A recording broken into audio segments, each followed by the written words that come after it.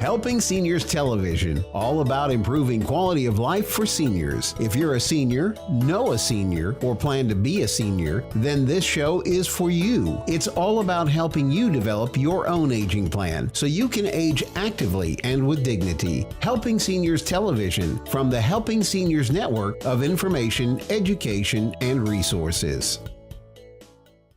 Welcome to today's edition of Helping Seniors Television from the Helping Seniors Network. Whether you are caring for a senior, are a senior, or just plan to be one, we hope you'll enjoy today's program. On today's edition of Helping Seniors TV, Dr. Lee N. Sheldon, noted area periodontist and co-founder of the Institute for Dental Professionals, joins Helping Seniors TV host Joe Steckler, and they cover the topic of smile, form, and function on today's edition of Helping Seniors TV. I'm Joe Steckler, and I'm in the studio this morning with Dr. Lee Sheldon. Dr. Sheldon is a periodontist. Welcome, Lee. Hi, Joe. I see. You see, folks, you see that bright smile of his. And what he likes to do in his advertising is talk about how his dental implants can make you have a brighter smile. And in general, you're the one who's tearing your face apart, not me. Now, I did this without dental implants. These are all mine. Now, they've been decorated a little bit. I will admit that. These 8 teeth, these are veneers. So these were placed over my natural teeth. Remember when you and I first got together? Yes. And those of you in the TV audience, when we first got together, I had spaces between my teeth. I don't have spaces anymore. Well, that's all done with veneers. What it is because you know that a good dentist doesn't use floss or doesn't do any of that stuff, and all that plaque builds up and fills your teeth in. Is that what we got? That's what you did. Well, it'd be a cheaper way of doing it, that's for sure. No, that's not what he did, folks. Thank you. Actually, I believe that Dr. Sheldon is probably one of the top periodontists that you're going to find any place. And I do know, Lee, that I have never met a patient that went to your practice that was not satisfied. Well, thank you. No, I'm serious. I'm not joking now. I'm not joking at all. And I think that's one of the reasons, because you treat your clients fairly. You make sure they know that if there's a problem, you give them your personal phone number. You tell them to call you if there is a problem. And not many doctors do that. I don't care whether it's a dentist, a medical doctor, or any kind of a doctor that practices in the field of medicine. You care about your patients. That makes a difference. It's true. And I've got to tell you, my patients never abuse that privilege. You know, you're always frightened. You're going to give your cell phone number, and that way they're going to call you at midnight. They're going to call you on off hours. Nobody abuses that privilege, so why not? Let them know that they can communicate with me. Well, see, I got an advantage over you that you don't have. What's that? I'm hard of hearing. When I take my hearing aids out at night, it wouldn't make a difference if I gave it by my cell phone or not. Okay. But we're not going to sit here and joke about Dr. Sheldon or me. But what we want to talk about this morning, folks, is the bite discrepancy. And in all the shows that we've done over the years, we have never talked specifically about the bite discrepancy, the importance of it, and why people need to know how the bite discrepancy can affect your overall health. You're right. I brought my friend here. Now, you'll be able to see a little bit more of my friend in a minute, but let's talk about the overall concept of a bite. And let's make it simple, because as dentists, we've made bites pretty complex, and there are reasons for complexity. But let's go down to the simplicity. When you close down like that, I'm doing it right now. Every single tooth should touch. Your front teeth should touch. Your back teeth should touch. If less than that touches, fewer teeth touch than all of your teeth, then the individual teeth that are touching are taking more stress than they were designed to take. That can create problems later on. Let's assume instead of biting on a series of 14 teeth, 14 in the upper, 14 teeth on the lower, 28 teeth, not including wisdom teeth, let's assume that only 2 teeth were in contact. You have muscles in your jaw or around your jaw, both on the inside and the outside, that apply a certain amount of stress. Those muscles have strength to them. if there's only one set of teeth that is contacting when all those muscles are working, what do you think is going to happen to those teeth? Either they're going to get loose or they're going to crack. You're going to grind down too. Correct. So yeah, and the body will you're absolutely right. The body will make an effort to grind those teeth down so that the other teeth start meeting. That's when we start bruxing or we start grinding our teeth. That's one of the reasons for bruxism. So what exactly is a bite discrepancy? So if fewer than the 28 teeth are missing, that is a bite discrepancy. Now most of us have fewer than 28 teeth touching, but when we have less than that, that means that each of the individual teeth are taking more stress than they should. It becomes a problem for us as dentists because our goal is to restore you so that all 28 teeth are touching. Our goal is not just to make things look good, not to give you the smile, but also to be able to give you function, to be able to make sure that all of the teeth are taking their share of the load, but no more than their share. Why is that really important, though? Well, let's assume you're 21 years old and you have a tooth that's badly bombed out. Okay? And you decide, I'm going to extract this tooth. So let's assume that we extract one tooth here. All right? And it's a back tooth because it doesn't show. All right, well, this tooth, we didn't take care of it, so this tooth comes out too. Okay? And then we do the same thing on this side, so this tooth comes out, and this tooth comes out. And all of a sudden, the back teeth don't show. But if I'm placing stress on the teeth, it means when I'm pushing down, it means those teeth are going to move a little bit. Why are the front teeth moving? The front teeth move at an angle. So the front teeth move like this, hit like this. If we don't have enough back teeth taking the support that they should, then when you bite down, you're going to do this to your upper teeth or do this to your lower teeth. It becomes a problem later on. So that if we have a patient who's lost most of his or her back teeth, it's not unusual for spaces to develop in the front teeth because they're hitting at an angle. We think about front teeth, we want them to look good, but unless we have support from the back, the front teeth are going to continue to have stress. But I think about shows that we've done in the past that we've talked about what we call TMJ. Yep. And that's where you get stress back in the back part of the jaw when you bite down. That's right. And if your front teeth are at an angle, it's going to put stress here, and it's going to cause problems through your neck, and it'll cause headaches. Absolutely right. Think of the front teeth as a wedge, and you're right. The upper teeth are acting as a wedge on the lower tooth. The lower tooth is pushing the jaw back. Where's the stress going to go? Exactly where you said, right there. And when it goes right there, it's not just hitting the jaw. It's not just hitting the jawbone. It's not just hitting the cartilage, which is between the lower jawbone and the skull, but there are muscles that are attached to that jaw, and those muscles have other attachments that indirectly go right down here. So can we have shoulder pain as a result of a bad bite? Of course we can, because the muscular stresses get translated from one place to another. It's not unusual for somebody to have lower back pain as a result of a problem in the jaw. Well, so yeah. I recently had what they call a mitral valve clip procedure, where they went through my groin, went up into the heart, inside the heart, through the chamber, and they did a clip procedure where they went out through the mitral valve into the other part of my heart and opened this thing up, came back and clipped my mitral valve, the area around it together so that my heart wasn't pumping as fast. Okay. So the surgeon that did this made it very clear to me and the post-operative talks that it was extremely important for me, as with many people that have had heart procedures, to pay very close attention to any invasive procedure that went on in their body, and to go back to taking something like amoxicillin before you had your teeth worked on, before you had a teeth cleaning. And I thought for years that we had started to get away from that. But now, after listening to that surgeon, I find that's not true. Why? Well, we have gotten away from it, and it depends upon the procedure. If you've had a valve procedure done, we are still pre-medicating. But we were pre-medicating for a lot of reasons at one time. We were pre-medicating because somebody had rheumatic fever as a child.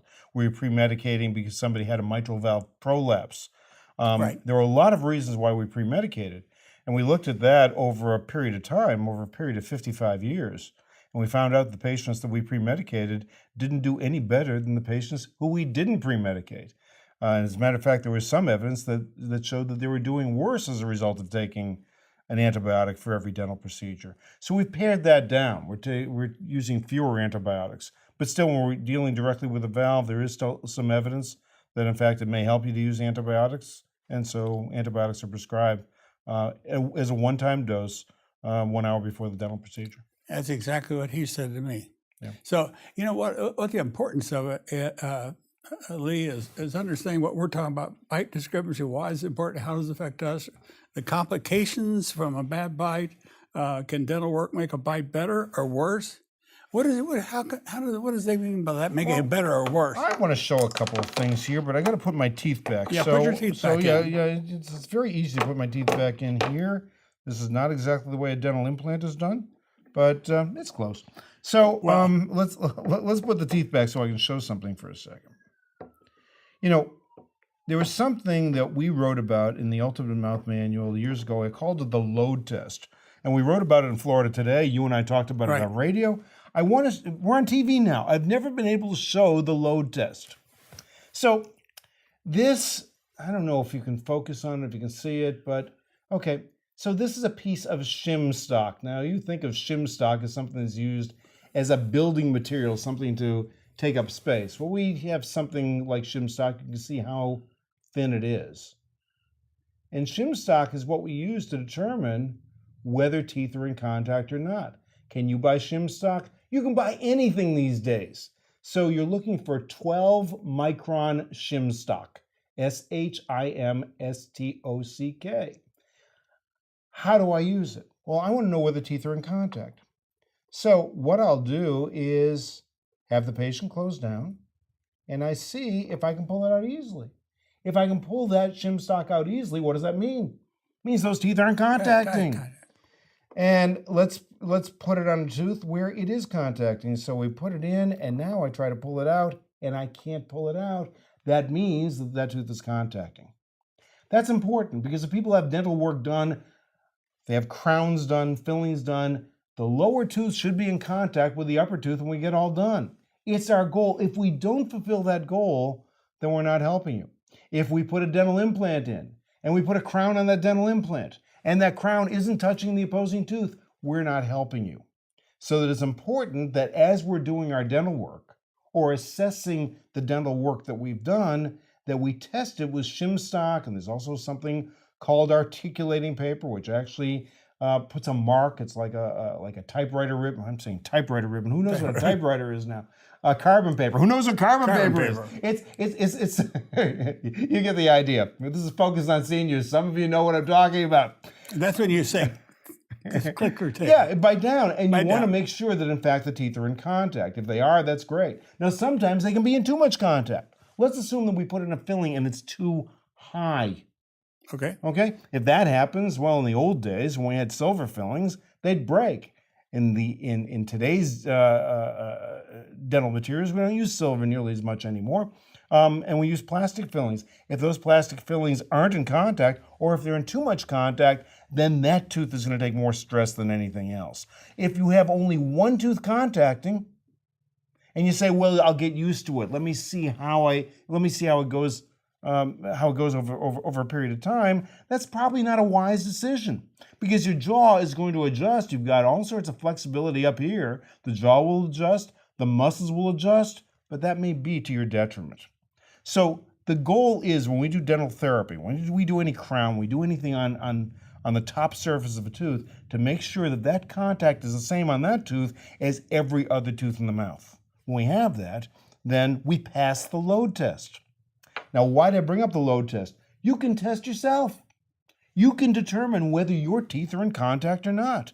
You can buy some shim stock, or if you want to take some cellophane, some very thin cellophane from a wrapper, but it's got to be thin, you can place it between your teeth, right down, and see whether the teeth are in contact. You can test yourself. And if you find that most of the teeth are in contact, that's great. And if you find out that only a few teeth are in contact, then those teeth that are in contact could be in jeopardy. could be in jeopardy of loosening or cracking. And so, you want to see your dentist to either do a bite adjustment or to fill in the spaces where the teeth aren't meeting so that, in fact, you pass the load test so that you have equal contact among all of your teeth. Okay, let me give you a theoretical problem. Okay? Let's say it would be my assumption that most people that have dental work done, and when a doctor says, bite down, they feel their teeth honest. If they're really honest, they'll tell you that it doesn't feel right, because I don't know of any time I've ever been to, I've had a lot of dental work done, and whenever the dentist tells me to bite down, it doesn't feel right. Okay. And I tell them, and then the more they take off, I begin to get concerned about whether I should wait and let my mouth adjust a little bit, maybe several days before they grind any more off. Because there is a danger that I would assume there's a danger that they could take too much off. There is the danger you can take too much off, and then you flunk the load test on that tooth. Besides that, if you've been sitting in the dental chair with your mouth open for a half hour or an hour and a half, how good are these? How well are these muscles really working? Yeah. They're not working that well. And so sometimes it is worthwhile waiting a few days, let the anesthetic wear off, because that could influence things as well, and then go back and check and make sure that. Okay, let's say if it does grind too much off, what can you do to rectify that? How do you build the teeth back up? With a crown, you can't do it. You can add, well, I shouldn't say you can't do it. It's difficult to do. You can add some filling material onto the top of the crown, which is a temporary solution. Or if you're not sure, what the dentist will do will be to temporarily cement in that crown, check your bite in a week or so, and if it's not okay, take that crown out, send it back to the lab, and have the lab add to the top surface of the tooth. That's a permanent solution, and then re-cement the crown.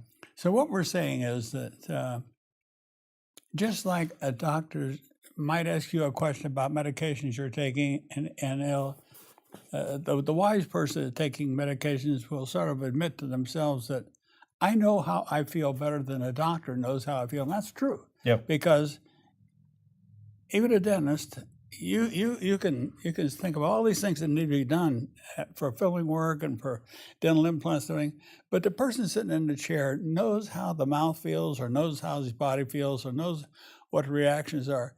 So the really dumb person is a person's afraid to tell the doctor or the dentist how they really feel. I think so, and it's true, because you want to, we all want to please. Yes. And sometimes pleasing isn't the thing, or we just want to get out of there. Sometimes it's good. In fact, always it's good to advise the doctor, advise the dentist, in fact, what's going on, and let the dentist advise you as to what the next step is. All that we're talking about today, Lee, why is this so important that we think about bite discrepancy, the problems with the jaw, what we're putting into our bodies as we grow older? What are some of the real problems? Well, let me tell you about a patient that I just saw this week. And that's where this is coming from. Even though we wrote about the load test years ago, this is where it's coming from. So I saw a patient for a second opinion. The patient had seen a general dentist and had periodontal work done by the general dentist. The periodontal work didn't come out so well on one tooth. And so that dentist sent the patient to an oral surgeon to have all the teeth taken out so implants could be done. So the patient comes in to see us for a second opinion.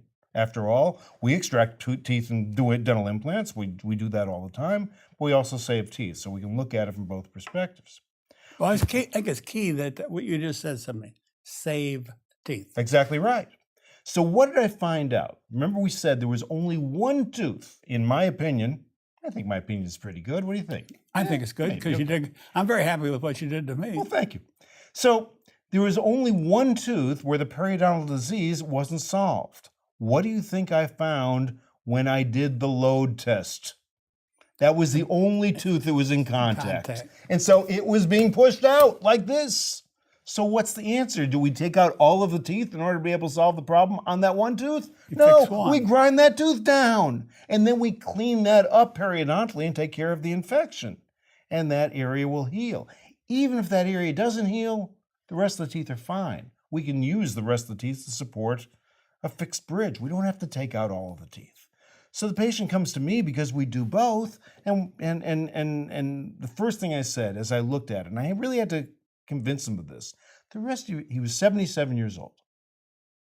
I had to convince him that the rest of the teeth are fine. We only have to solve the problem with this one tooth. Do you want to try to solve the problem with this one tooth? Great, let's do it. It may not work. If you're willing to go through it, let's see if we can solve the problem with the one tooth. If we can't solve the problem with the one tooth, we can still just extract that tooth and make a fixed bridge. That means something that's cemented in place to the natural teeth to replace that one tooth, and everything will be fine. And he'll be able to function with the rest of his teeth for the rest of his life. Yeah, well, I have a fixed bridge on my upper side here. Yep.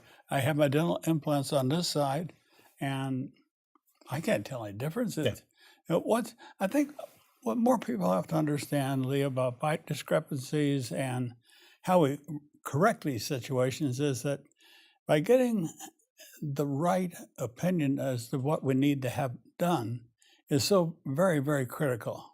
Yeah, It's very critical. It is. I refer out to specialists all the time. Myself, I'm a specialist, but there are specialties in other areas of dentistry. Well, there are some specialists that I like. There's some physicians who like other physicians. Why? Because of the thinking that goes on before making a decision to do something. All of us are good at doing things.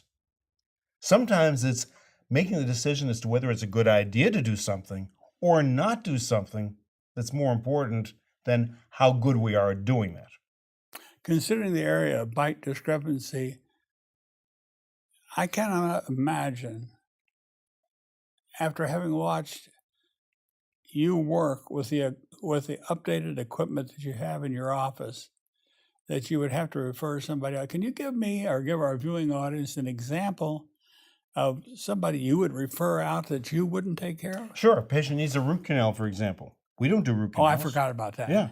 So if a root canal is necessary, we'll send out to there's a particular endodontist that I like. I like others as well, but there's a favorite that I've been working with for 25 years, and he and I have a great relationship, and I know that when he looks at the patient, he's not going to automatically do a root canal. He's going to assess first. He's going to come up with the pluses and minuses and then decide whether it's okay, whether it's going to be worthwhile for the patient to do a root canal. And that's the kind of person I like. But most important, you don't have to go back to explain to that patient why he got hurt so much in doing a root canal, because you didn't do it in your office. The other guy hurt him the most. Root canals are very comfortable. They can be done very, very comfortably. But done, let's make sure we understand this. A root canal done by an endodontist, somebody who does root canals 8 hours a day, that's the person you're most likely to have the best experience with, because that's what he or she does for a living. But generally speaking, yes, those are not done by those kind of people. A lot of them are done by general practitioners, and sometimes those darn things can hurt. I think that when you have the ability and the advantage of being able to see a specialist for a particular something, I don't care whether it's in medicine or dentistry or plumbing or wherever we're looking, if we have a specialist, somebody who does this, knows how to assess and knows how to do it really, really well, we're always better off in seeing the person who does it all the time. And I think something else that the viewing audience needs to understand, Lee, and probably we don't have much time left, but you could touch on a little bit, the importance of understanding that in the field of dentistry as compared to other medications, since Medicare does not cover all the procedures that could or need or should be done on a dental patient, people have to make a decision as to whether they want to pay for some of this out of their own pocket. It's true. It is a monetary decision, and it's different when you're making a decision out of your own pocket. If it's paid for, as long as they're paying for it, it's okay. But when you're actually taking the money out of your own pocket, you're right. There's a certain other consideration you're looking at. Is it worth it? But that's the point I'm trying to make. I think it is worth it, and whether you give up 4 or 5 meals from eating outside and stay at home and eat a sandwich or something, which costs you a lot less than going out for dinner, that will pay for the improved type of care that you can provide to your mouth. And this is something people need to think more about. It's true. It's true. And there are certain assumptions that are made. And if the assumption is made, he can do it or she can do it, I don't have to see the specialist. Just because he or she can do it doesn't necessarily mean that that's the right person to see for it. Because our opinion of whether we can do it or not, example, general dentist doing periodontal work and failing and then sending it to the oral surgeon because that general dentist said, well, nothing can be done. Didn't even send the patient to a periodontist, and then the patient seeing a periodontist, the periodontist saying, number one, you can keep most of your teeth. Number two, we can even keep the tooth that we think is failing, or at least we have a shot at it. Here's what we do. Do you want to pay for that or not? Do you want to pay for the shot? And I said, it's a 50-50 shot either way. The patient can decide, does he want to go through the procedure to try to save that tooth or not? He knows up front what will happen if we do save it. He knows what happens if we're not able to save it, and he can make the decision as to whether it's worthwhile spending the money to try to save it or not. Okay, we've got about a minute left. Let me quickly explain this. Attention to periodontal problems from parents and children, if they're acted on at an early age, can often prevent serious periodontal problems and bite problems as you age. Yeah, if we're looking at bite problems, kid bite problems can cause a big problem, not just with the teeth, not just with the jaw relationship, but also with the airway. And so that we have to make sure that in our kids, if you're looking at your kids or grandkids, that in fact they're being assessed by a capable pediatric specialist, I'm talking about pediatric dental specialist, to make sure that every consideration, teeth, bite, jaw relationship, and even airway, are improved or maximized at that time, because that's the time when your jaw is developing. Perfect time to do a little bit of orthodontics if necessary in order to be able to make sure that everything's going to be okay. We're out of time, but we'll pick this up on another show sometime. But I want to thank you, Lee, for what I always think is when you explain something to our viewing audience, they understand it. And I want to thank you a whole lot for being with us today. Thank you, Joe. I always do enjoy doing a show with you. Me too. Thank you very much, Lee. I'm Joe Steckler. Thank you for joining our program today. I'd like to remind you that our senior information line is available to you at 321-473-7770. There you can get help and direction that could be helpful for your specific situation or circumstances. The work of helping seniors is very important, but we can't do it alone. That is why our sponsors here in Brevard County are so important. I'd like to thank our many area sponsors, businesses and medical providers who support the mission of helping seniors that help us carry the cost of our media efforts. If you'd like to join us either as a business partner or simply donate as an individual, we would welcome your call at 321-473-7770. You are always welcome to visit our website at www.helpingseniorsofbrevard.org. Thanks so much for your help. It does make a difference.